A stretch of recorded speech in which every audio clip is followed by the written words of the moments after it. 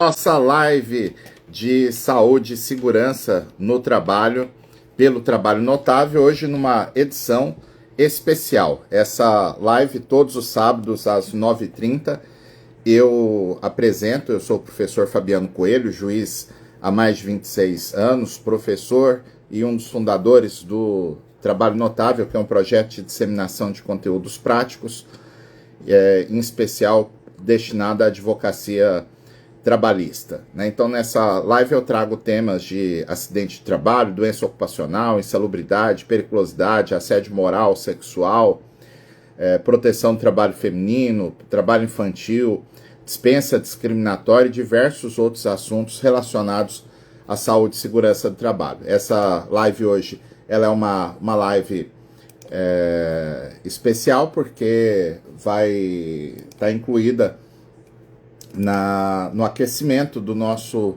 curso gratuito, a Jornada do Recurso de Revista, que começa no dia 21 de outubro. Por isso, essa live hoje será sobre a temática da prescrição acidentária e os recursos, né? Como manejar recursos envolvendo a prescrição de acidente de trabalho. Um tema muito importante e que eu tenho percebido, né, quanto ao mérito da prescrição. Muitos advogados demonstram um certo desconhecimento dessa matéria. Isso pode implicar em prejuízo tanto para o advogado quanto para o cliente, né, que o advogado pode dispensar uma causa ou deixar de recorrer numa situação em que a decisão esteja em descompasso em relação à jurisprudência, aos parâmetros que a gente vai fixar aqui. Bom dia, Luiz Carlos Alencar, Vânia Sense, Jane Cafeu, uma satisfação todos vocês aqui. Obrigado, Jane, por ter digitado aí o tema. Eu vou fixar aqui pelo comentário da Jane. Gilson Galese, bom dia. Paulo Basílio. Então, eu vou apresentar aqui o que eu vou tratar nessa live, né? Primeiro eu vou fazer um apanhado, um balanço, uma revisão sobre as regras de prescrição aplicadas às ações indenizatórias por acidente de trabalho, né? E vou fazer inclusive a distinção, que vocês vão ver que tem diferença se o acidente resulta em óbito do trabalhador ou se é um acidente que não gera o óbito. Portanto, a reparação vai ser buscada em geral pelo próprio trabalhador. E na última parte da live, então, eu vou trazer aqui uma série de circunstâncias que acontecem ao longo do processo trabalhista para situar vocês qual o recurso e, principalmente, né, qual o fundamento jurídico o advogado deve usar em cada circunstância, né? Porque existe aqui uma ideia que a gente sempre traz com vocês, né? O Rodrigo Sá, bom dia, meu amigo lá do Rio de Copacabana. O Rodrigo Sá sabe bem disso e assim ele pratica nos processos. Eu planto a minha tese jurídica, né? O fundamento jurídico é como uma semente, né, que vai resultar frutos lá na frente do processo, né? Então é muito importante a gente saber qual o fundamento jurídico a ser utilizado para cada situação, porque eu vou embarcar esse fundamento na minha petição inicial, ou na defesa, ou na réplica, se for o caso, né? Para quando eu for fazer o recurso ordinário, eu reforço isso, esse fundamento no recurso ordinário, ele é imprescindível para que o tribunal se pronuncie acerca daquela matéria, daquela temática, e se eu não ganhar no tribunal, eu vou ter o pré-questionamento, né? O tribunal vai ter enfrentado a questão e com isso eu vou estar autorizado a fazer o recurso de revista, né? Então, em síntese, essas são as temáticas que eu vou apresentar aqui na live. Vocês fiquem todos à vontade. Bom dia, Catarina Schmidt. Bom dia, Antônio Campos, André Felipe, Celina Guimarães, lá de Recife. Fiquem à vontade de apresentar alguma pergunta. Eu sempre peço só que se o colega puder colocar antes da indagação, pergunta em letra maiúscula, fica mais fácil para identificar aqui e poder responder vocês, tá? Bom dia, Ana Kilza, bom dia, Marcelo Duarte, muito bom ver todos vocês aqui, a Elis lá de Belém está por aqui, o Elson Andrade de Belo Horizonte, a Kairi, que é aqui de Goiás, a querida advogada, muito bom ver todos vocês por aqui. Olha só, pessoal, então vamos começar aqui falando da prescrição. Eu já fiz algumas lives, eu fiz uma live sobre prescrição esse ano, numa dessas lives de sábado, e é uma live que eu colocaria aí num top 20, né? As 20 melhores lives que eu fiz em todos os tempos. E olha que eu já fiz centenas de lives. Porque a temática de prescrição ela é muito importante, né? Ela é importante para o advogado da empresa dominar o assunto, não cochilar, né? Porque pode evitar uma condenação certa ou reduzir uma condenação através da invocação certeira da prescrição, e para o advogado do reclamante, os colegas bem sabem que em muitas situações dá para você driblar aquilo que é o óbvio, né? Tem muita jurisprudência sobre prescrição que é contra-intuitiva, né? A regra de prescrição na relação de trabalho está no artigo 7º, inciso 29 da Constituição Federal, que indica que a prescrição é de 5 anos, ressalvados 2 anos após o término do contrato de trabalho, né? Ou seja, assim que termina o contrato de trabalho, e quando a gente fala em final de contrato de trabalho, né, Cristina Lago, eu estou considerando a projeção do aviso prévio indenizado. Se o aviso não for trabalhado, eu vou projetar aquele tempo do aviso, definir qual é a data final do contrato de trabalho, e a partir dali eu conto os 2 anos para o ajuizamento da ação. E no dia que a ação for ajuizada, a Claudineia Gelli bem sabe, né? A Claudineia advoga em São Paulo, uma querida, e tem muitos bons resultados com os recursos também. De acordo com a súmula 308 do TST, a prescrição quinquenal eu conto a partir da data do ajuizamento, né? Então, se a ação fosse ajuizada ontem, 11 de outubro de 2024, o limite prescricional é 11 de outubro de 2019, né? O que tiver dentro dos últimos 5 anos da data do ajuizamento da ação seria o período imprescrito. E, ademais, a gente vai ter que trabalhar com vocês aqui ao longo da live a noção de prescrição total e prescrição parcial. O TST tem a súmula 294, né, pela súmula 294, indica que quando a empresa promove uma alteração unilateral, né, um ato único pelo qual a empresa muda uma regra do contrato de trabalho, se essa regra não está amparada expressamente por texto legal, a empresa, após 5 anos do trabalhador cruzar os braços, não ir para a justiça reclamar, a lesão estará consolidada. Ela não pode, a pessoa não pode mais entrar na justiça porque incide a prescrição total. Mas se o direito for assegurado por texto expresso de lei, não há essa prescrição total. É o caso, por exemplo, de hora extra. Se a empresa fica mais de 5 anos sem pagar hora extra, não há prescrição total do direito ao recebimento das horas extras, porque as horas extras estão asseguradas em lei, estão asseguradas na Constituição Federal, e sendo assim, a lesão se renova a cada mês, né? Então, em geral, essas são as noções básicas de prescrição no âmbito das relações de trabalho, né? Agora, a dúvida que surge é se a regra trabalhista seria aplicável as ações indenizatórias por acidente do trabalho. Então, essa matéria já está consolidada no âmbito do Tribunal Superior do Trabalho, né, em que o TST diz o seguinte: eu quero recordar aqui os amigos e amigas, né, bom dia Maísa Greg, Jaqueline Garuzzi, todos que estão por aqui. O Supremo Tribunal Federal, historicamente, chancelava a súmula 15 do STJ, que dizia que a competência para as ações indenizatórias por acidente do trabalho era da Justiça Comum Estadual, né? Então, a Justiça do Trabalho não julgava as ações indenizatórias por acidente do trabalho.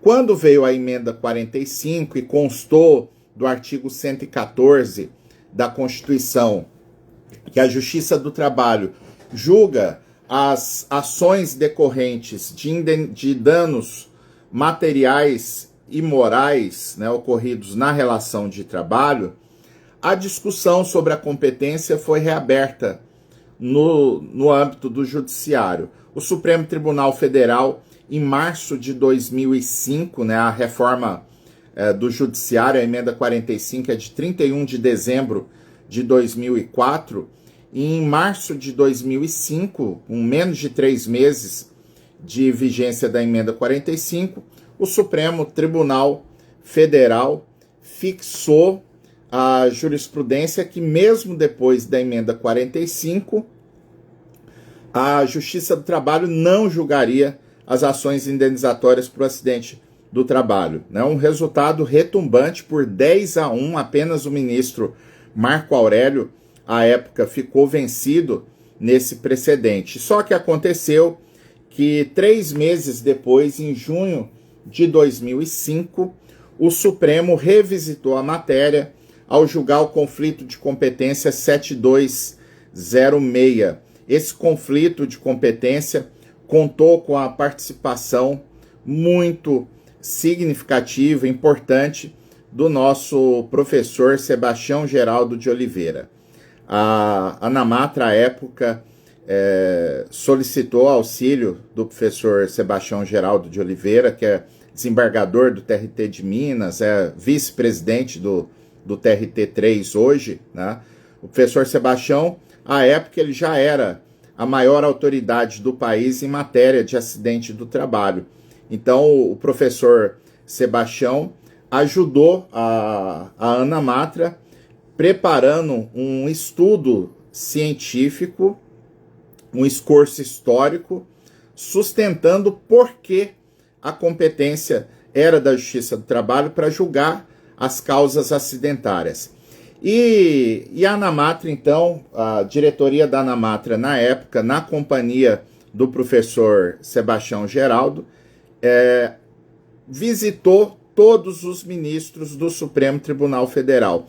O estudo do professor Sebastião Geraldo era tão impactante que a maioria dos ministros do Supremo se convenceu de que a competência já era da Justiça do Trabalho desde a redação original da Constituição de 88, né? Mas, ao julgar esse conflito de competência, por unanimidade, os ministros do Supremo reconheceram a competência da Justiça do Trabalho, mas, até por uma questão de segurança jurídica, fizeram uma espécie de modulação. Não entraram nessa discussão de que a competência seria a partir da Constituição de 88, porque isso Gustavo Oliveira, Jair Rodrigues, demais amigos, implicaria numa enxurrada de ações rescisórias se o Supremo dissesse que desde a Constituição de 88 a competência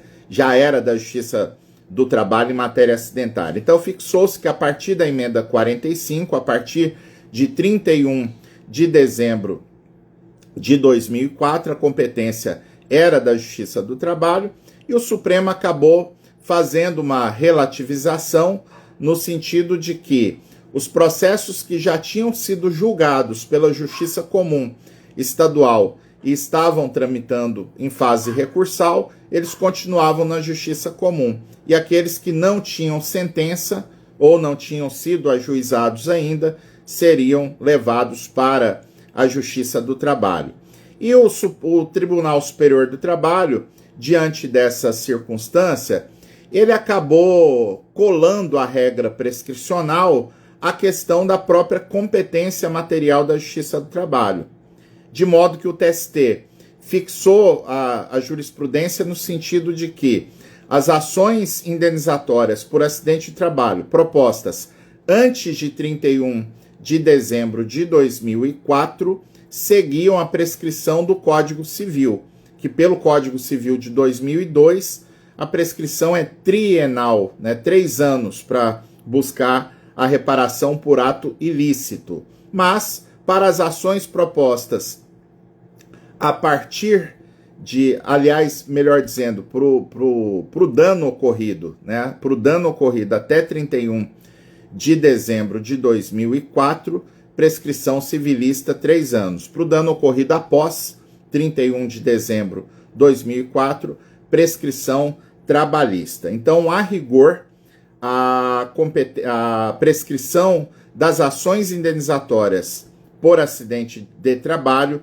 segue a regra da Constituição, do artigo 7º, 29, 5 anos a partir do ajuizamento da ação e limitado aos 2 anos após o encerramento do contrato de trabalho.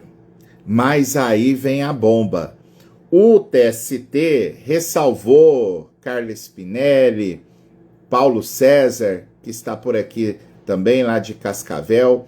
O TST ressalvou, Merian, que se for uma situação de morte, o acidente resultou em morte, a prescrição não seria a civilista.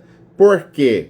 Se houver o óbito decorrente do acidente de trabalho, quem vai buscar a reparação seria a família do trabalhador, os dependentes, o núcleo familiar próximo. E assim sendo, cada um vai defender em juízo um dano pessoal que sofreu. Então a viúva vai lá dizendo, eu sofri um dano, eu perdi a fonte de renda, a fonte de sustento, isso é o dano material, eu gastei com despesas funerárias, com o tratamento do decujus até o óbito, além do dano extra patrimonial, de ter perdido um ente querido. O pai e a mãe, às vezes, não está em independência econômica, não teria direito à pensão mensal vitalícia em razão do óbito do seu filho por acidente do trabalho, mas vai ter direito à indenização por dano extrapatrimonial. Então, como esse dano a ser buscado é um dano personalíssimo do familiar, haveria aqui a aplicação, segundo o TST, do prazo de 3 anos, prescrição civilista e não prescrição trabalhista. É claro que a gente vai ter algumas discussões, porque eu já comentei em live aqui esse ano que a gente tem uma corrente no TST defendendo a possibilidade de indenização pelo tal do dano-morte. O dano-morte é uma indenização ao trabalhador falecido, pela própria perda da vida. A terceira turma do TST é a única turma que reconhece hoje o tal do dano-morte. Então, mesmo que a família, mesmo que a viúva, os filhos, o viúvo, quem quer que seja, o pai, mãe, entre com a ação pedindo indenização por acidente do trabalho, a terceira turma entende que existe um dano paralelo, um dano autônomo a ser reparado ao espólio do decujus, que é o dano-morte. Nessa situação, essas decisões da terceira turma do TST surgiram em casos envolvendo Brumadinho, o infeliz acidente que nós tivemos, que é o maior acidente do trabalho da história do país, lá em Minas Gerais, da nossa querida amiga Gerlene Galdino e de outros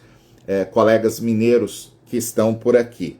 Então, pessoal, se eu cogitar que é possível o dano-morte, é meio complicado, né? A gente acabaria confundindo um pouco a situação, mas não tem jeito, eu tenho que trazer a questão de forma complexa, né? Ontem eu fiquei muito feliz, após a live que eu fiz de noite, né? Eu sempre gravo o chat para ler o que vocês estão comentando, né? Às vezes tem um insight que surge ali de um comentário, de uma pergunta que na hora eu não consegui ler aqui na live, né? Eu acompanho o chat aqui, mas eu preciso ficar atento aqui à entrega do conteúdo. Se eu ficar preso na leitura do chat, eu não consigo desenvolver as ideias da melhor forma. Mas eu achei muito massa um colega que comentou aqui no chat, dizendo assim que o conteúdo que eu estava entregando ontem era de uma profundidade que nem num curso de pós-graduação o colega tem a oportunidade de acompanhar. E a nossa ideia aqui claro, a gente tem que entregar conteúdo desde o básico, né? Porque alguns colegas estão começando a caminhada e a gente precisa revisar alguns pontos, né? Mas mesmo com um certo receio, às vezes, de poder confundir a cachola, né, de um ou outro colega, eu não omito informação. Eu acho que se a gente se dispõe a fazer live, né, fazer uma entrega gratuita de conteúdo, se não for para fazer direito, se não for para fazer entregando plenamente o conteúdo, eu prefiro não fazer, né? Que para dar uma meia dúzia de informação superficial e não resolver nada, né? Ou pior, né? Outro dia eu vi um colega, um conteúdo sobre prescrição acidentária que eu fiquei escandalizado, porque o colega num rio de 90 segundos ele conseguiu entregar 4 informações erradas para os advogados. Isso é uma preocupação que eu tenho, a gente tem a responsabilidade aqui de entregar o mais completo possível. E aí o que acontece, né, gente? Se eu admito que é possível o dano-morte e que esse dano-morte é uma reparação do próprio trabalhador pela perda da vida, esse dano-morte ele teria que seguir a lógica da prescrição trabalhista. 5 anos e 2 anos a partir do óbito. Não teria como aplicar essa prescrição trienal.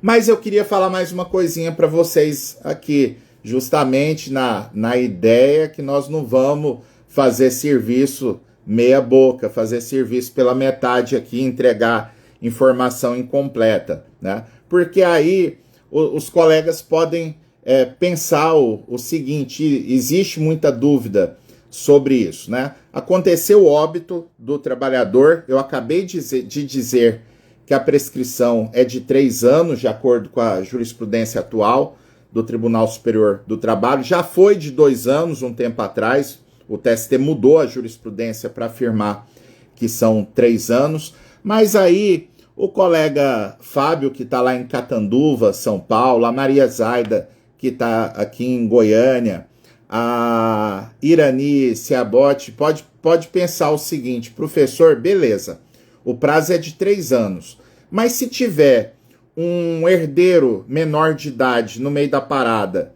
isso faz alguma diferença na contagem da prescrição? Gente, o que eu vou falar aqui agora, vale ouro. Fiquem atentos quanto essa situação, uma verdadeira dica de diamante, tá, meu amigo Frederico Guilherme, lá de Vitória de Santo Antão. Tô vendo aqui o Luiz Fernando Luque, de Floripa, tá por aqui também. Olha só, pessoal, eu acabei de dizer para vocês que o dano de indenização por acidente de trabalho é um dano personalíssimo. Por conta disso, a jurisprudência do Tribunal Superior do Trabalho afirma que, primeiro, de acordo com o Código Civil, não conta prescrição contra menor impúbere. Ah, professor, mas a CLT fala no artigo 440 que não conta prescrição contra menor de 18 anos. Verdade, esse é o texto expresso da CLT. Só que a CLT, quando trata desse assunto, de que não corre prescrição contra menor de 18 anos, a CLT está tratando do trabalhador menor de 18 anos. Então, o Tribunal Superior do Trabalho entende que o artigo 440 só se aplica quando a ação disser respeito a um menor de 18 anos na condição de trabalhador. Se ele estiver na condição de herdeiro, de dependente econômico, pedindo verbas por conta da morte do pai, da mãe, quem quer que seja, aplica a prescrição civilista. Não corre prescrição contra menor impúbere, ou seja, só vai contar a prescrição a partir do momento em que o menor fizer 16 anos. Tá, pessoal? A partir dos 16 anos, eu vou contar o prazo prescricional.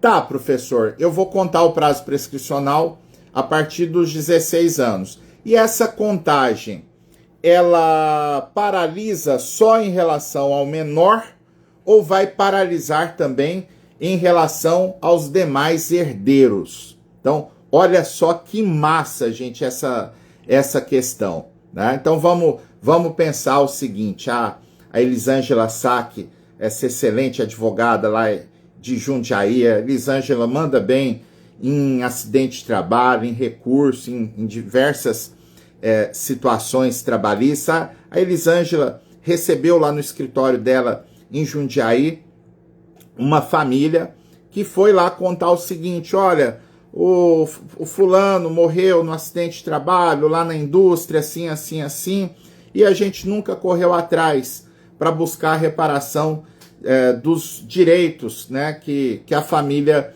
teria, né? Então pode ser que nessa hipótese a Elisângela tenha uma ação trabalhista para buscar hora extra, insalubridade, diferenças de verbas rescisórias, outras parcelas que essa pessoa não recebeu em vida, e ela tem a indenização por acidente do trabalho para ajuizar a reclamação trabalhista.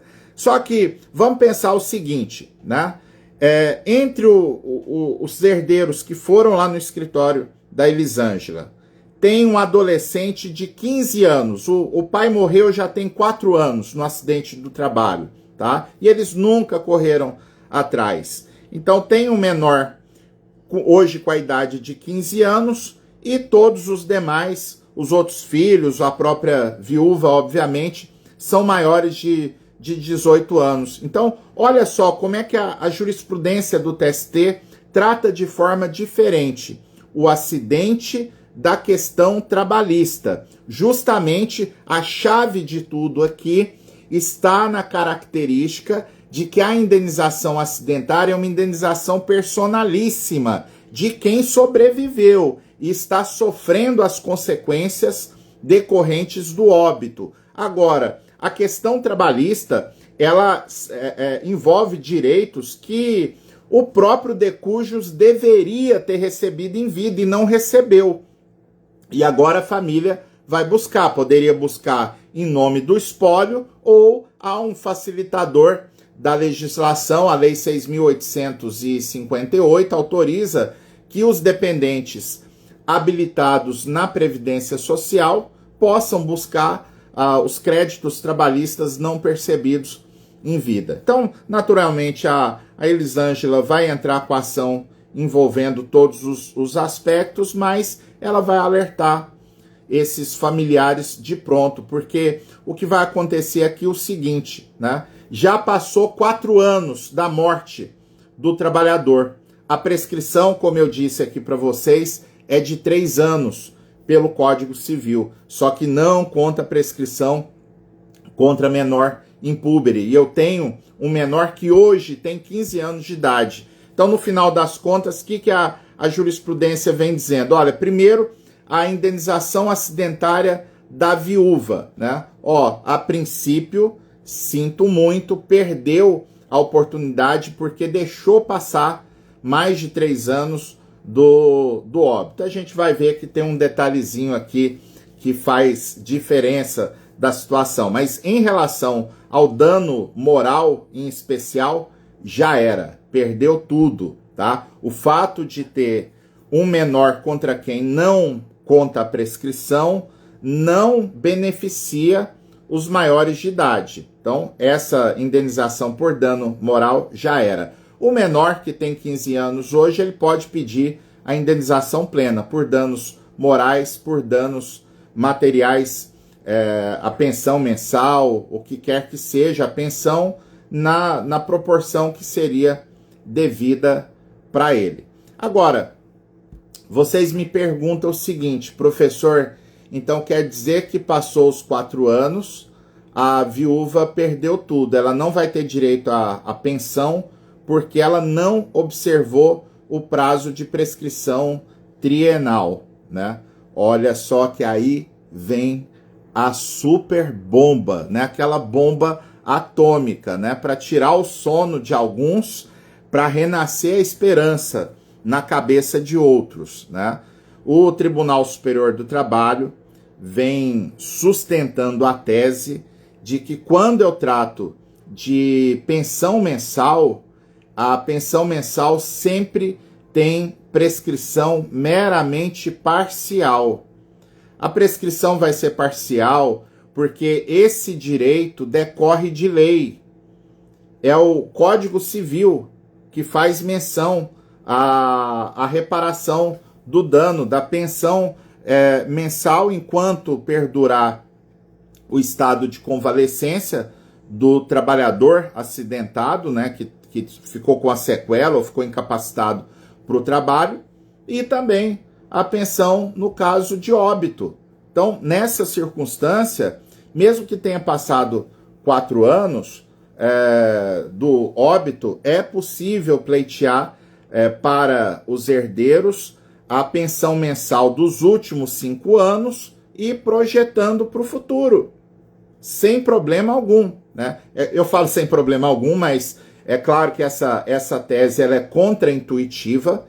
Muitos juízes e TRTs, inclusive, aplicam a prescrição total e, por isso, nesse tipo de circunstância, é interessante que o advogado da família, desde a petição inicial, ele construa a tese da prescrição meramente parcial em relação àqueles herdeiros maiores.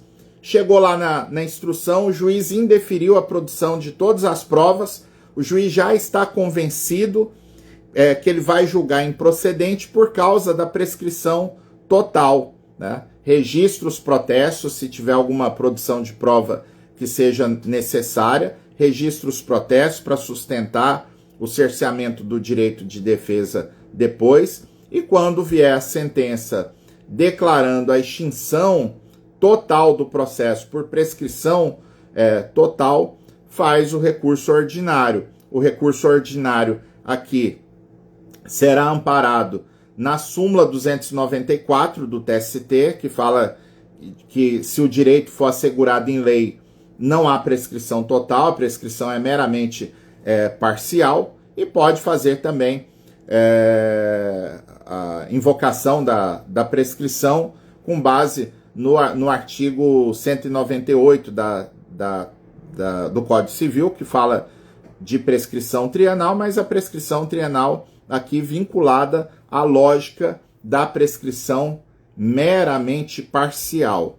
E aqui eu já adianto, se o trabalhador não faleceu no acidente, a lógica é a mesma, né?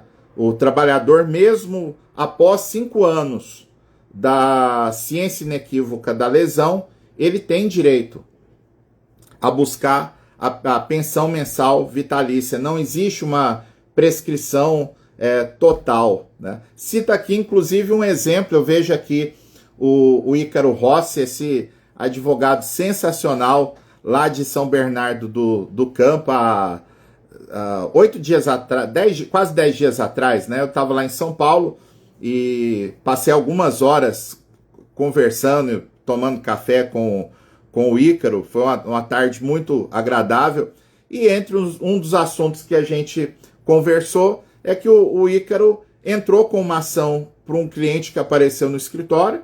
o cara estava aposentado há mais de 8 anos, né? Então a maioria dos advogados rejeitaria essa reclamação trabalhista por achar que está prescrito, mas o Ícaro, por dominar o assunto, né, por ter a informação correta, ajuizou a reclamação trabalhista pedindo a indenização por acidente do trabalho, e ao longo dessa semana ele comentou comigo que saiu a sentença, o juiz afastou a prescrição e deferiu a indenização. Essa tese é consolidada no âmbito do Tribunal Superior do Trabalho, tá, pessoal? A SDI do TST julga assim. É claro que quando a gente passa uma informação desse tipo, que é muito contra-intuitiva, né? Regiane Musselli, um grande abraço, muito bom vê-la por aqui.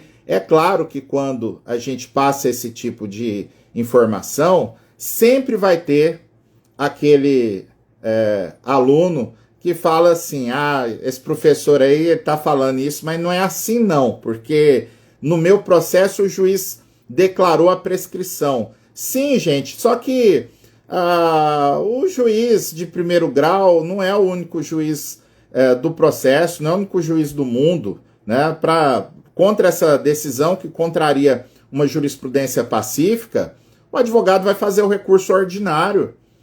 Mas não deu certo, o TRT aqui não aceita de jeito nenhum. Para isso, a gente aprende a fazer recurso de revista, né?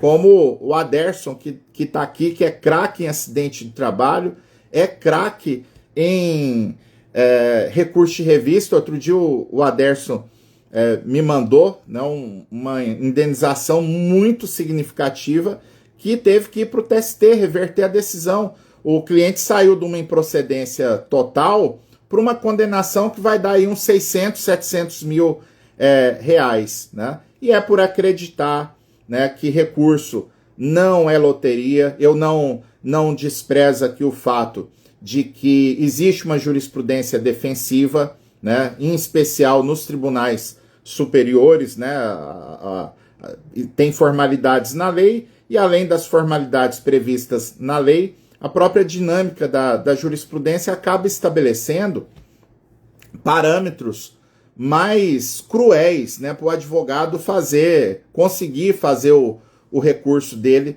chegar ao Tribunal Superior do Trabalho, né? Mas o fato, pessoal, é que pode ter a loteria, pode ter a jurisprudência defensiva que for, que se o advogado pega a técnica, né, domina ali os principais pontos que levam ao impedimento de subir um recurso, ou de que um recurso seja conhecido, provido no TST, se eu pego a técnica, vocês ficam imparáveis, né? Estou vendo aqui vários colegas aqui na live que eu sei que sobem recursos, né, muito constantemente, né? O Paulo Basílio, o Luiz Carlos Alencar, a Regiane Musselli outro dia me mandou um recurso dela. Achei bem legal essa vitória que ela teve. O Ícaro Rossi tem subido alguns recursos também, né? A Maísa Greg me contou um tempo atrás que o primeiro recurso que ela fez, primeiro recurso de revista, ela fez o recurso assistindo uma aula minha. Depois que o recurso estava pronto, ela voltou, assistiu a aula de novo, corrigindo. No primeiro recurso que ela fez na vida, o recurso subiu, né? O Rodrigo Dantas está aqui, advoga na minha jurisdição.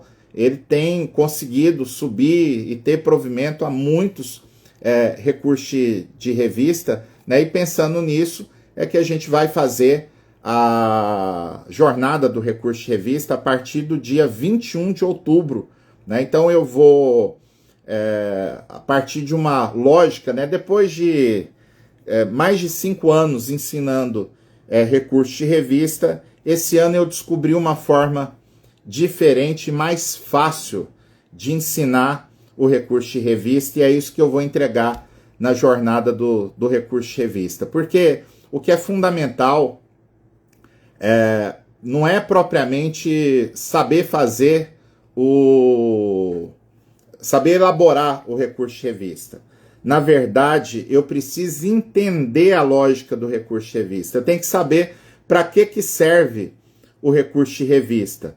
Se eu sei para que serve o recurso de revista, qual o papel do TST no recurso de revista, a partir daí eu vou construir o meu raciocínio para que eu consiga fazer o meu recurso, né? E por isso, nessa jornada do recurso de revista, nós vamos trabalhar basicamente essa concepção de qual é a finalidade do recurso de revista. Vamos trabalhar o ED Matador, que é um script de embargos de declaração que eu criei, né, e que os alunos têm utilizado com muito sucesso. Vamos trabalhar a ideia de pré-questionamento, que é fundamental no recurso de revista.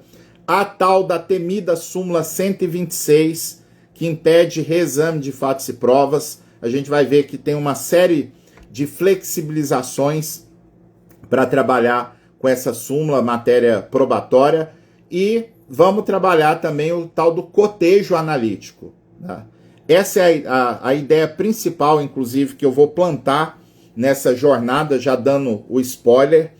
Eu poderia chamar a jornada do recurso de revista de jornada do cotejo analítico. O cotejo analítico é a fundamentação propriamente dita do recurso de revista. Então, eu vou centrar fogo nas 3 aulas.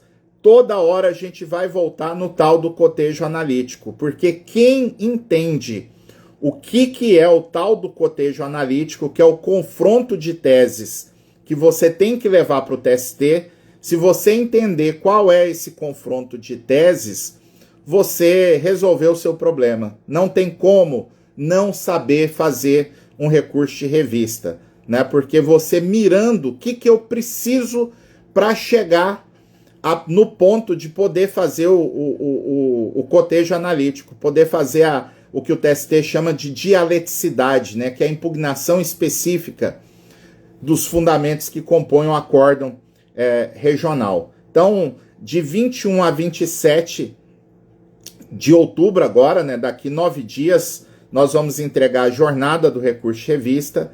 Tem o link lá na bio e eu não tenho certeza, eu acho que a palavra de comando ontem estava com um probleminha, né? Era para o pessoal digitar a jornada aqui no chat que resolveria de sair o link no direct de vocês, mas eu confesso que eu esqueci de testar hoje cedo para ver se o problema tinha sido resolvido. Mas na bio do Trabalho Notável tem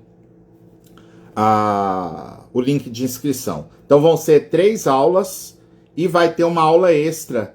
A aula extra não é aula de conteúdo propriamente dito. Vai ser uma aula mão na massa, em que eu vou fazer uma análise técnica de um recurso de revista. Tá? A gente vai sortear algum dos inscritos e o colega que tiver um recurso de revista que ele já fez, né, protocolizado, tudo mais, ele pode participar, né, e se for sorteado, uma aula ao vivo comigo pelo Zoom, né, mostrando ali, abrindo o recurso do colega e mostrando o que está certo, o que está errado, o que poderia ser melhor, né, uma atividade eminentemente acadêmica, né, que eu acho que a partir do recurso, dos erros e acertos de um colega, todos nós vamos aprender mais um pouquinho.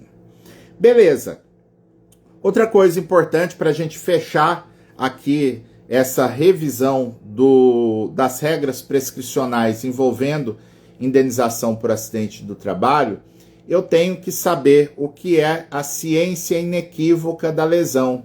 Tá? O que é a ciência inequívoca da lesão? Porque esse é o parâmetro para começar a contar o prazo de prescrição quando não houver óbito decorrente do acidente do trabalho.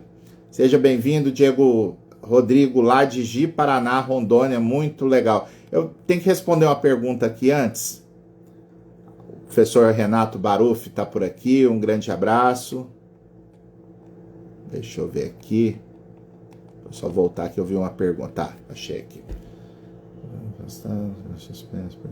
Isso. É exatamente o que eu vou dizer agora. O Adriano Alves fez a seguinte pergunta. Bom dia, Adriano. Professor, um acidente de trabalho, o empregado estaria afastado com o contrato suspenso. A prescrição para propoação de indenização está correndo, né?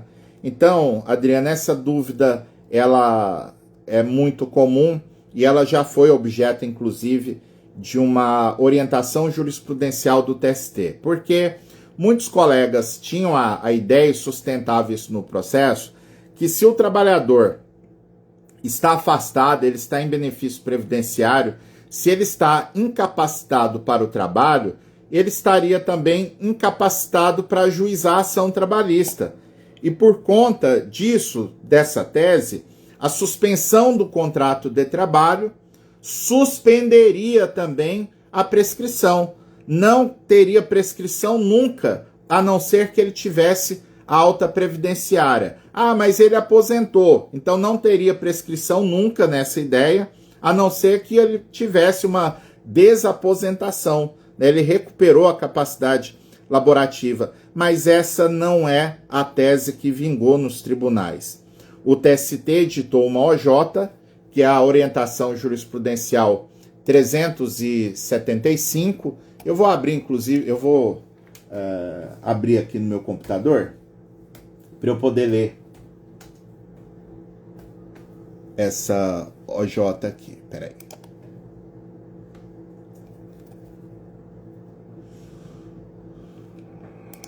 A OJ 375 da SDI1 diz o seguinte, Adriano, amigos e amigas que estão aqui, olha só, auxílio doença, aposentadoria por invalidez, suspensão do contrato de trabalho, prescrição, contagem.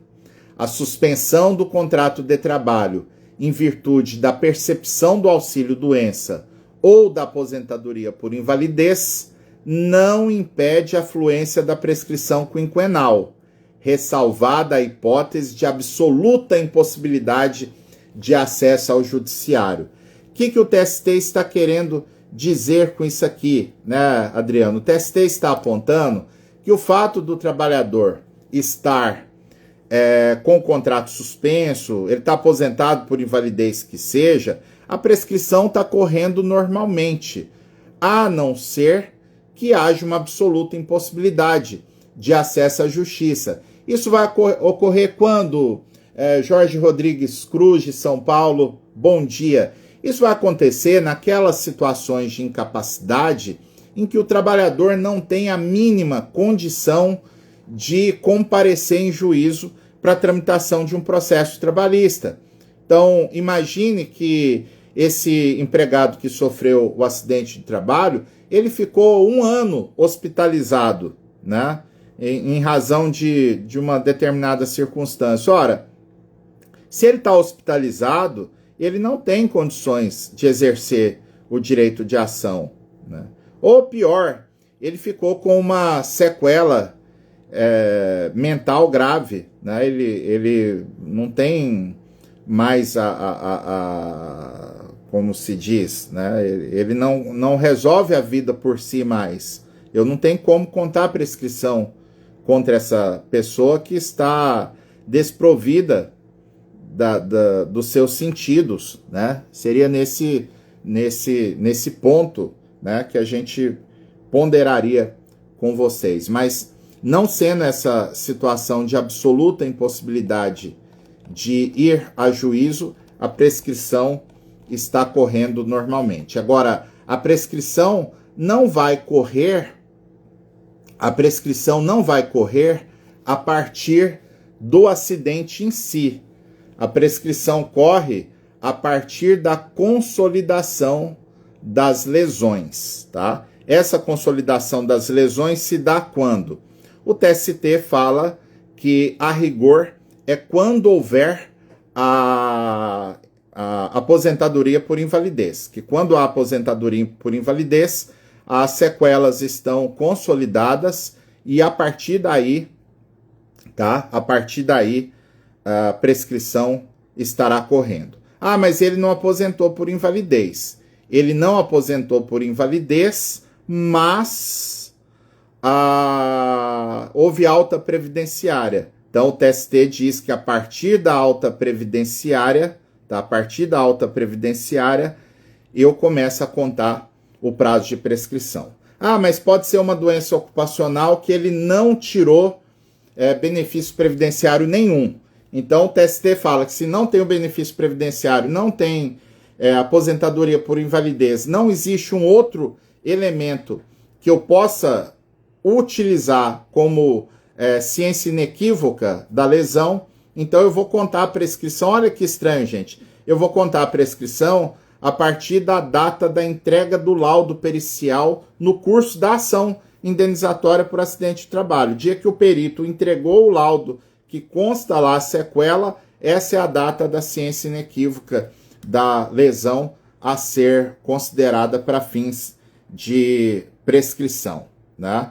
Eu falo da prescrição para o trabalhador buscar reparação, mas quem me acompanha, eu já trouxe isso em uma outra live recentemente, acho que no mês passado,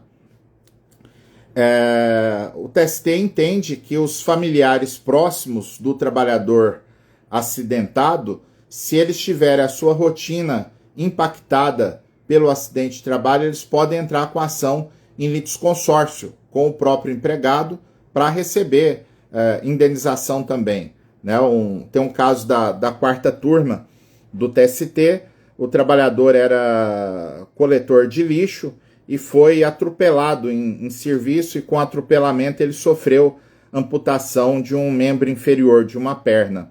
A esposa entrou em litisconsórcio com o marido e o TST reconheceu o direito à indenização não só do trabalhador, né, pela sequela do acidente, mas também da esposa, porque ela demonstrou uma total mudança da rotina, um prejuízo efetivo que ela teve, o chamado dano em ricochete, como a Irani comentou mais cedo aqui na live, tá? Eu vou responder 2 perguntas e depois eu parto aqui para a reta final da live, que é falar um pouquinho sobre os recursos envolvendo a matéria prescricional, tá? Eu vi um comentário aqui do colega João Francisco, que teria mandado e-mail com o meu questionamento. Eu aproveito aqui para esclarecer uma circunstância.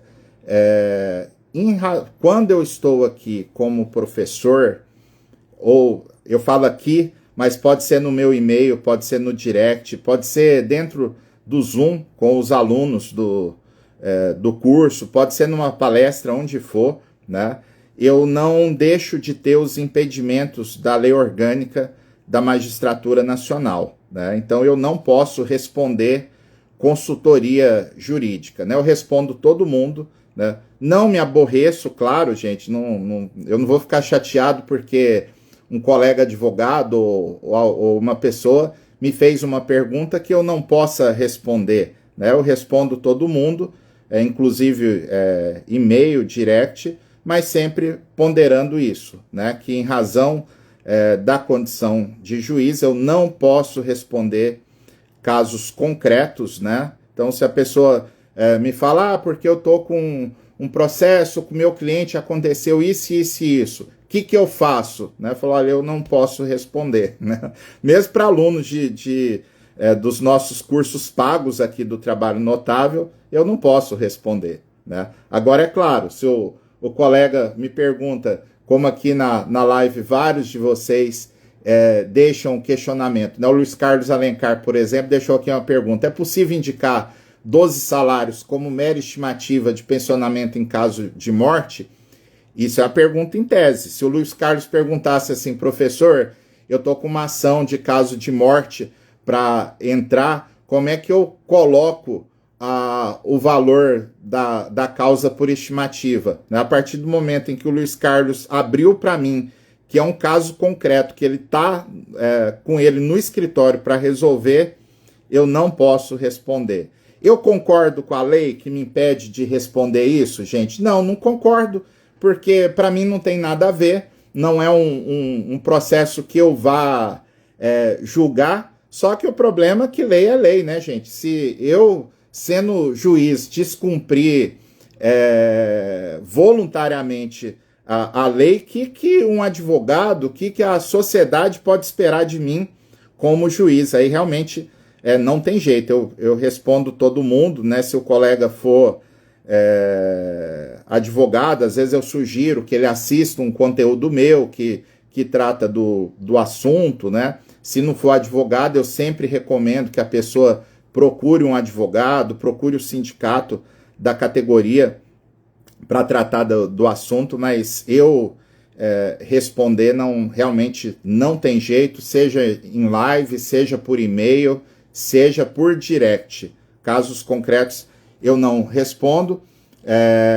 Esse ano eu passei 9 meses respondendo investigação justamente por uma acusação desse tipo, que não tem nada a ver, né? Porque quem me acompanha sabe que eu não burlo regra, né? O processo que eu respondi esse ano foi arquivado. Eu tive notícia que deve ser reaberto agora em outra esfera, em outra circunstância, né? Então eu até para a gente preservar esse espaço aqui, que eu acho muito bom, esse espaço de diálogo, de estudo, né? Eu não vou descumprir regra para agradar, apenas para agradar, para ganhar like, para ganhar seguidor, que não é assim que funciona. Mas vamos puxar aqui. A primeira pergunta do Luiz Carlos Alencar, sim, eu posso fazer a liquidação por estimativa, e um dos parâmetros que eu posso utilizar é esse, que diante da circunstância em que vai pedir um direito que é apurado mês a mês, né, tem parcelas vincendas, né, parcelas futuras, eu posso fazer um cálculo aproximado do passivo até a data do ajuizamento da ação e a soma de 12 meses a partir do ajuizamento da ação, indicando que é uma mera estimativa. Isso é uma técnica bem segura, Luiz Carlos, que o advogado pode utilizar para dar o valor da causa, e hoje o Tribunal Superior do Trabalho tem uma forte tendência em dizer que mesmo que o advogado não indique que se trata de um pedido liquidado por mera estimativa, né, a interpretação a partir da reforma trabalhista de 2017 é que todo pedido liquidado na Justiça do Trabalho deva ser interpretado como mera estimativa. Mas ainda existe focos de divergência, de polêmica, né, Luiz? E por isso é interessante não só o advogado citar na petição que aquela liquidação é por estimativa, mas mais que isso. Eu lembro, Luiz, que no TST a 4ª turma e a 7ª turma vem dizendo que para declarar que é uma mera estimativa, o advogado precisaria fundamentar por que ele não fez a liquidação precisa. Nesse caso do acidente de trabalho é tranquilo. O advogado pode fundamentar que as parcelas futuras são impossíveis de prever o valor exato, né? E, além disso, existe uma autorização do Código de Processo Civil para que eu decline as parcelas vencidas mais 12 prestações, né, como sendo o valor da causa. E aí eu estou bem seguro em relação a isso. Deixa eu ver uma pergunta aqui, uma segunda pergunta, para a gente poder ir para a reta final. Eu vi que tem pergunta aqui que não é do assunto da live, eu vou gravar aqui e depois tentar responder de uma outra forma.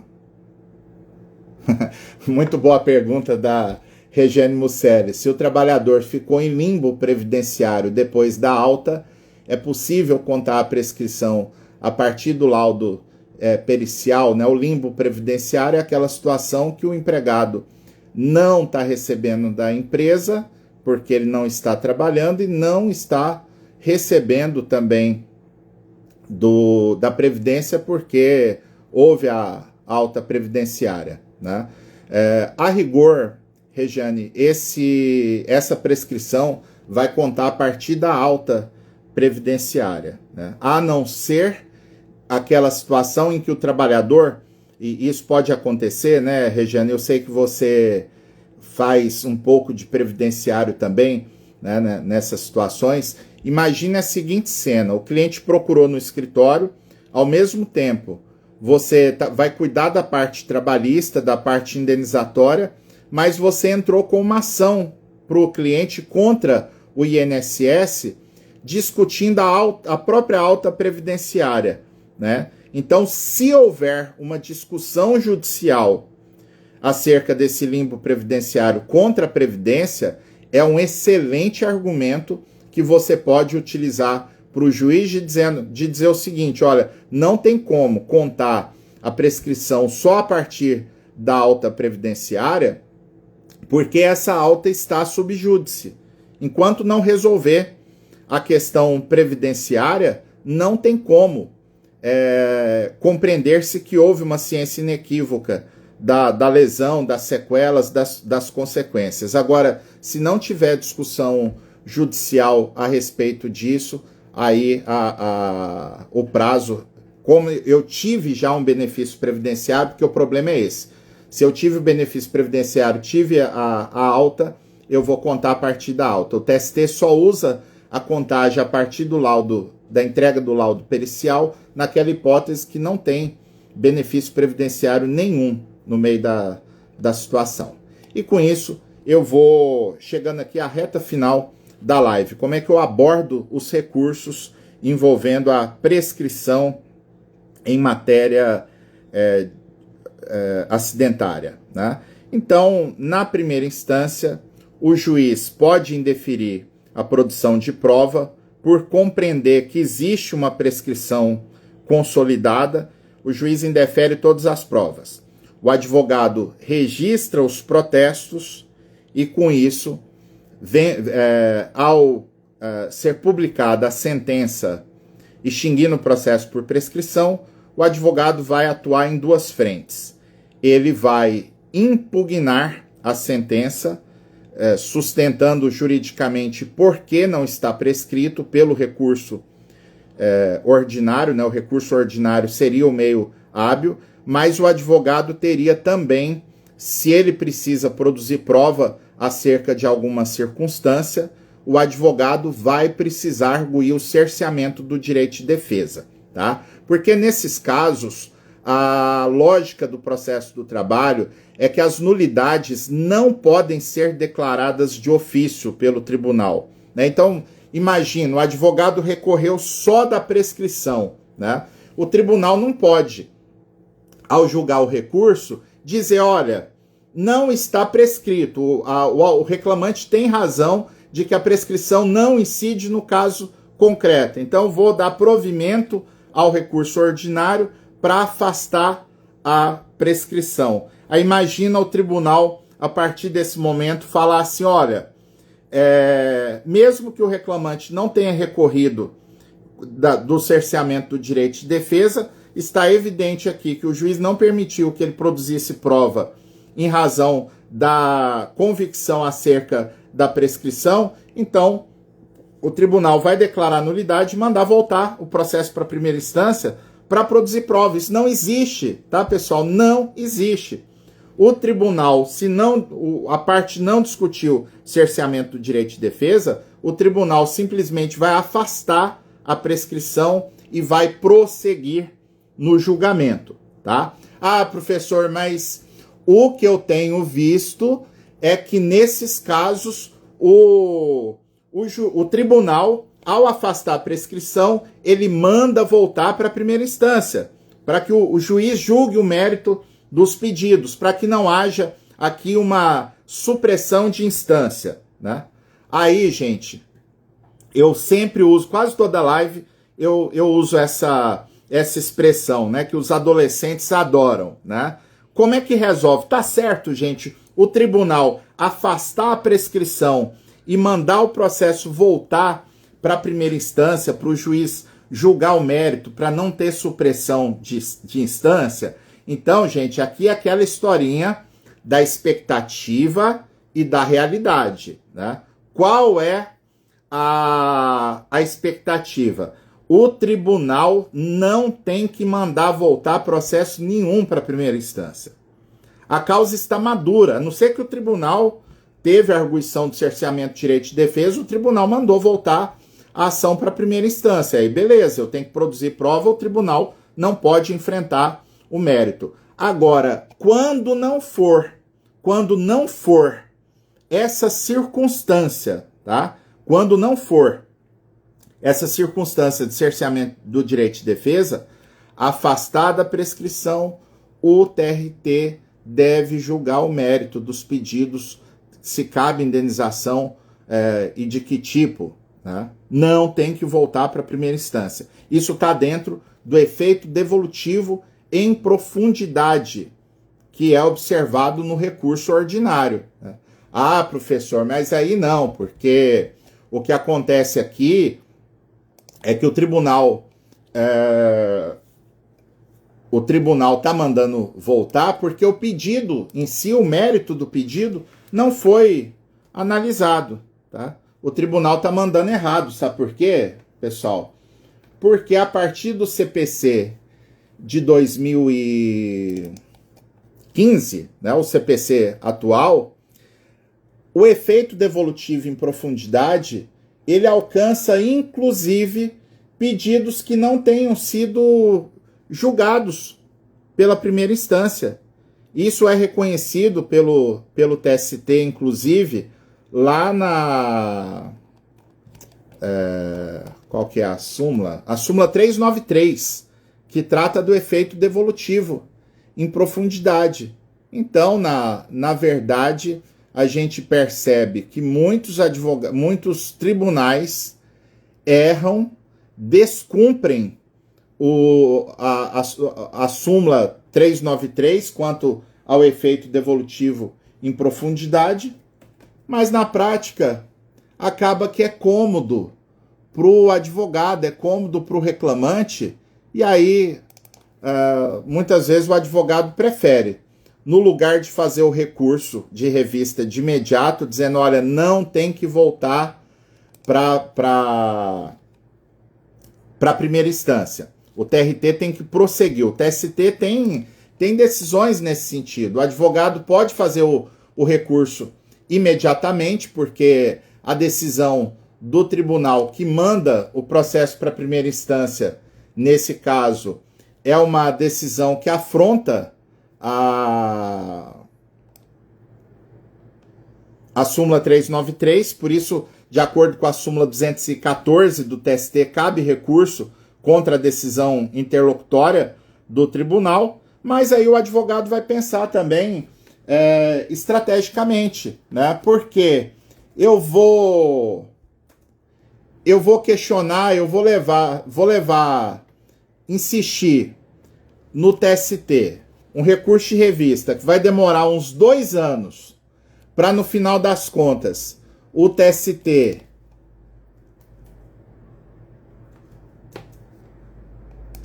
só um segundinho. Eu vou demorar uns 2, 3 anos para resolver o recurso de revista, para o TST falar assim, olha, vai ter que voltar mesmo, vai ter que ser julgada essa questão pelo TRT. Não tem que voltar para a primeira instância, né? Então você perdeu muito tempo. Agora, qual que é a vantagem? E aí é a realidade, né? A maioria dos advogados acabam preferindo não recorrer dessa questão, né? Não recorrer e deixar o processo voltar para a primeira instância. Porque se o processo volta para a primeira instância, você tem 2 chances. O juiz vai julgar, vai proferir a sentença, e se a sentença não for favorável, você recorre para o tribunal de novo. Agora, se o tribunal analisa as provas e de cara fala que o seu cliente não tem direito, aí é um game over, né? Humberto Menezes, você não tem como reexaminar fatos e provas no âmbito do Tribunal Superior do Trabalho. Então acaba que o advogado, geralmente, ele faz a opção por ter, por deixar o processo correr, ir para a primeira instância mesmo, e com isso eu vou ter duas chances, naturalmente, de julgamento, de análise, de reexame de fatos e provas. Bom, aí a partir do acórdão regional, vai caber embargos de declaração.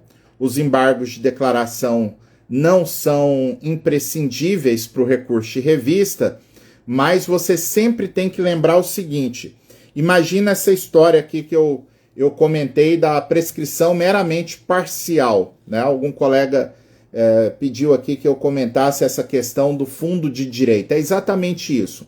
O Tribunal Superior do Trabalho entende que a pensão mensal vitalícia decorrente do acidente do trabalho não atrai prescrição total, né? Então, em qualquer momento, mesmo que tenha passado lá 10 anos que a pessoa tem a ciência inequívoca da lesão, ela pode mover a ação indenizatória por acidente do trabalho, pedindo os últimos 5 anos do ajuizamento da ação, mais as parcelas futuras. É uma pensão vitalícia, uma pensão para toda a vida, porque o TST tem a compreensão de que, já que a indenização por acidente do trabalho ela tem previsão expressa em lei, né? No caso, o artigo 950 do Código Civil garante a reparação mês a mês desses danos, o Tribunal Superior do Trabalho entende que é caso de prescrição meramente parcial. O fundo do direito, usando a expressão do colega, que o TST usa também, o fundo do direito nunca prescreve, porque é um direito assegurado em lei. Então, algo totalmente contra-intuitivo, mas está fora a jurisprudência do TST, que aqui não é achismo meu, não é uma tese que eu inventei aqui para fazer graça com vocês na live, né? É uma tese consolidada no âmbito do Tribunal Superior do Trabalho, né? Então, nesse caso, se o tribunal não analisou a questão na ótica da prescrição parcial, não explicou por que a prescrição parcial não incide, o tribunal simplesmente diz assim: olha, como a ação foi proposta mais de 5 anos depois da consolidação da lesão, é evidente que incide a prescrição total, ponto final, né? Mas o tribunal não fez a análise do aspecto de que o direito é assegurado por lei, né? Ele teria que rechaçar expressamente. O tribunal disse o seguinte: olha, já passou mais de 5 anos e é irrelevante o fato da indenização ser assegurada por lei. Se o trabalhador cochilou, deixou passar mais de 5 anos, ele perdeu tudo. Então, se o tribunal faz alguma menção de que o fato do direito ser assegurado em lei é irrelevante, se o tribunal disse isso, a matéria está pré-questionada. Mas se ele simplesmente afirma de forma genérica que está tudo prescrito, sem fazer essa distinção de prescrição total, prescrição parcial, vai aí os colegas que dominam o direito vão fazer embargos de declaração, né? Dizendo: olha, existe uma tese jurídica aqui cuja análise é imprescindível para a solução do litígio, né?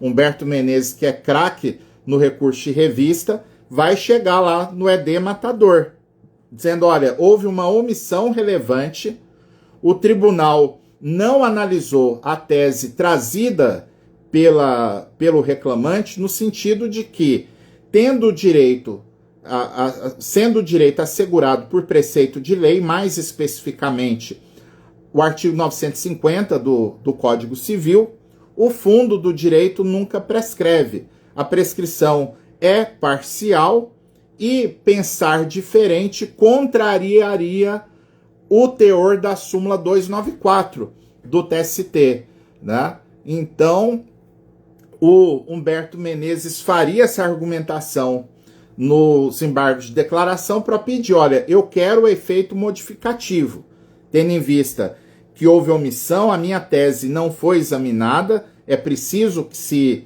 examine essa tese para concessão de efeito modificativo ou, em último caso, né, mesmo que se mantenha a decisão, para que haja o requisito do pré-questionamento para um futuro recurso de revista. E pode acontecer também, né, amigos e amigas, uma circunstância em que você está discutindo qual é a ciência inequívoca da lesão, né? Então, imagina a cena, eu vou dar um exemplo aqui. O trabalhador sofreu um acidente, vamos pensar aquelas situações de responsabilidade objetiva, né? O cara estava dirigindo um caminhão, teve um acidente na estrada e com o acidente ele sofreu uma imediata amputação de uma perna. Vamos dar esse exemplo, né? Há muito tempo atrás, havia uma forte corrente da jurisprudência que dizia o seguinte: olha, se teve uma situação de amputação, se é um acidente típico, na hora que ocorre o acidente, a pessoa já sabe a sequela que ela sofreu. Então a prescrição seria contada de imediato. Essa tese está superada no âmbito do Tribunal Superior do Trabalho. O tribunal fala que mesmo que for um acidente típico, eu preciso que o empregado passe pelo tratamento, né? Ele chegue ao final, seja numa aposentadoria por invalidez, seja na alta previdenciária com readaptação funcional, se for o caso, para eu saber qual é verdadeiramente a extensão da lesão, né? Porque, pensa comigo aqui, né, Paulo Basílio, querido amigo, mesmo que haja uma amputação, né, vai ser possível depois ele usar uma prótese, né? Que a gente tem aqui uma experiência familiar, né, muito próxima, né, que a gente sabe que depois de uma situação dessa, a dúvida efetiva se a pessoa vai conseguir usar uma prótese ou se ela não vai conseguir usar uma prótese. Isso pode fazer diferença quanto à indenização por dano extra patrimonial, né? Porque se a pessoa consegue ainda ter uma prótese, ela ainda tem uma autonomia maior do que se tivesse acamada, por exemplo, né? Então, é preciso passar por essas etapas do tratamento para a gente saber, no final das contas, qual foi a sequela efetiva, né? Por isso, não é de imediato a contagem da prescrição. Então, pensa aqui comigo, Fábio Toledo, grande abraço, esse grande advogado lá do Rio, tá por aqui. Eu sei que o Fábio trabalha muito com ações indenizatórias por acidente de trabalho também. Então, Fábio, imagina que o seu processo é essa circunstância. Um processo de um motorista, o motorista ficou ali por 1 ano em tratamento médico até que ele teve alta com severas restrições, né? Até motorista carreteiro, muito possivelmente ele não vai poder ser mais, né? Mas imagina que o tribunal quis contar a prescrição a partir da data do acidente. Só que, na hora de redigir o acórdão, o desembargador ele não foi claro, né? Que o desembargador poderia muito bem dizer o seguinte: olha, o acidente foi na data X, o trabalhador sofreu a sequela imediatamente, ele ficou em benefício previdenciário até a data Y e em seguida foi aposentado por invalidez, alguma coisa nesse sentido. Mas não, o desembargador simplesmente disse o seguinte, né? Da prova dos autos é evidente que a lesão foi consolidada na data X. E ele não explica que a data X é a própria data do acidente do trabalho. O desembargador não menciona em momento nenhum, que houve benefício previdenciário e que a alta foi na data Y. Então, gente, isso são premissas fáticas que o TST não pode adentrar no recurso de revista, né? Então você precisa fazer o ED matador nessa circunstância, né? De dizer, olha, houve omissão em relação a fatos relevantes discutidos na causa, né? Assim sendo, da prova documental, né? Tem lá um boletim da Polícia Rodoviária Federal, né? Do documento X. É possível aferir que a data considerada pelo tribunal como consolidação da lesão é exatamente a data que consta no documento X como a data de ocorrência do acidente do trabalho? De acordo com o documento X, que é a carta de concessão da aposentadoria por invalidez, é possível identificar que a prova dos autos aponta que a aposentadoria por invalidez se deu na data tal?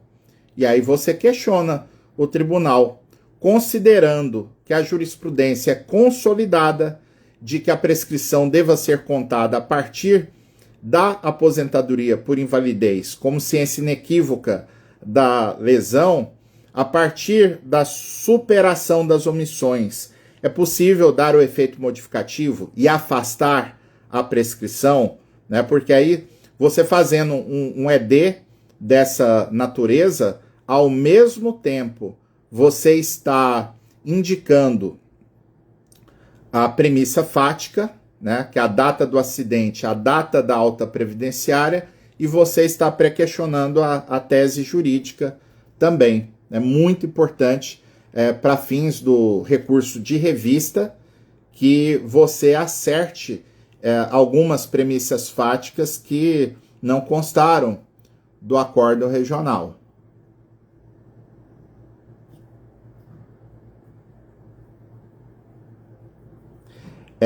Sancler, a pergunta aqui se apenas a pensão é parcial. Na verdade, a reparação do dano material é que atrai a prescrição parcial.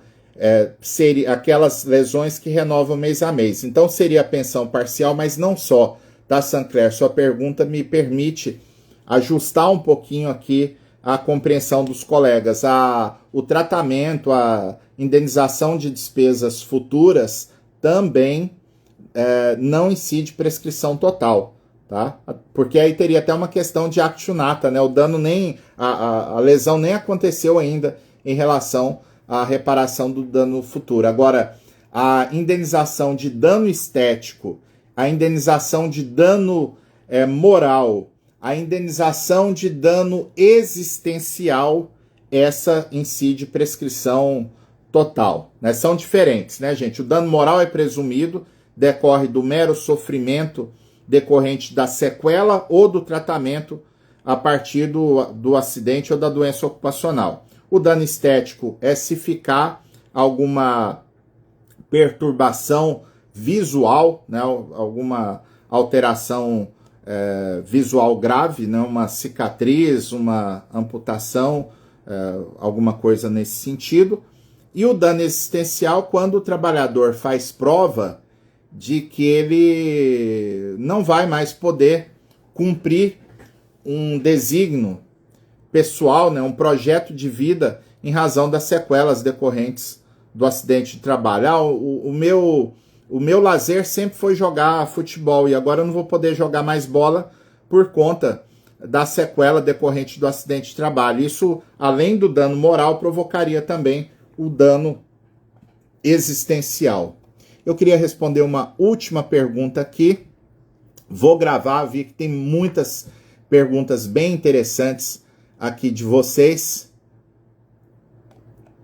mas eu preciso concluir a live. Eu peço quem puder deixar a impressão, qual foi a sacada principal aqui da live, que esse feedback sempre é importante para a gente não só medir como foi a live, mas principalmente os comentários que vocês deixam aqui. Essa live aqui, inclusive, eu estou fazendo em razão de outra live que eu fiz há uns 40 dias atrás, que muita gente comentou: professor, você podia fazer uma live focada na prescrição acidentária. Então é bem interessante a gente ter esse diálogo aqui com vocês.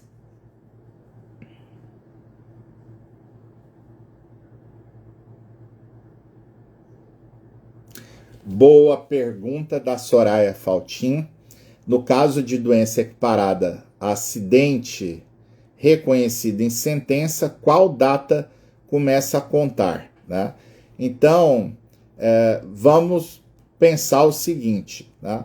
A doença foi reconhecido a condição acidentária numa decisão na justiça comum, né? Porque o benefício ele era B31 e o trabalhador conseguiu voltar para o B91, né? Essa sentença ela vai ter alguma consequência na contagem da prescrição, né? Depende, Soraya, porque o fato de reconhecer que a doença é acidentária por meio de um processo na justiça comum não faz por si só começar a contagem do prazo prescricional, porque eu preciso saber se houve ou não consolidação da lesão. Então, imagina, Soraya, que essa sentença que você buscou e conseguiu para um cliente na justiça comum era uma sentença de concessão do próprio benefício. A partir da sentença da justiça comum, você conseguiu a aposentadoria por invalidez na condição de doença ocupacional. Aí sim, a partir do trânsito em julgado dessa sentença contra o INSS, eu tenho a ciência inequívoca da lesão. Agora, se é uma situação em que eu apenas consigo o reconhecimento de que a questão é ocupacional e consigo um benefício previdenciário, né? Se o trabalhador vai usufruir o benefício, eu não tenho como contar a prescrição, né? Ah, mas ele entrou foi com uma ação trabalhista para reconhecer o caráter ocupacional para fins de estabilidade, né? A rigor, essa sentença trabalhista, se o trabalhador, como é que eu diria, né? Aqui depende também, né? Qual é a condição de saúde desse empregado. Ele está afastado ou ele está trabalhando, né? Tudo isso vai fazer diferença, né? Porque se ele está afastado, consegue lá o reconhecimento do acidente, mas ele continua afastado até gerar uma aposentadoria por invalidez, enquanto não tiver aposentadoria, não está contando prescrição, né? Ah, mas ele não está afastado, ele está trabalhando normalmente. Reconheceu que tem uma doença equiparada a acidente, beleza, mas há uma ciência inequívoca de qual a lesão, de qual a sequela, Soraya, de qual percentual de redução da capacidade laborativa que ele sofreu? Não, eu não tenho isso, porque a sentença trabalhista ela não vai adentrar nisso, ela só reconheceu o caráter ocupacional da doença para fins de estabilidade. Então, nessa situação, eu volto ao que eu comentei antes. Se não teve o benefício previdenciário, só teve uma decisão judicial reconhecendo a doença como acidentária, eu só vou contar a prescrição da data da juntada do laudo pericial de quando a pessoa entrar com ação indenizatória por acidente do trabalho. Antes disso, não tem a contagem prescricional. Com isso, eu vou ficando por aqui, desejando um excelente feriado para vocês, agradecendo a presença de todos em pleno sábado, né, e no feriado. E quero convidar que na segunda-feira, às 8 horas da noite, nós teremos a nossa tradicional live de atualização jurisprudencial. Eu e Antônio Humberto estaremos aqui comentando pelo menos uma decisão do Supremo Tribunal Federal, muito massa, que foi publicada essa semana, não vou dar o spoiler, e também decisões recentes do Tribunal Superior do Trabalho. Um grande abraço a todos, fiquem com Deus e tenham um fim de semana de muita graça e muito descanso. Até a próxima, pessoal.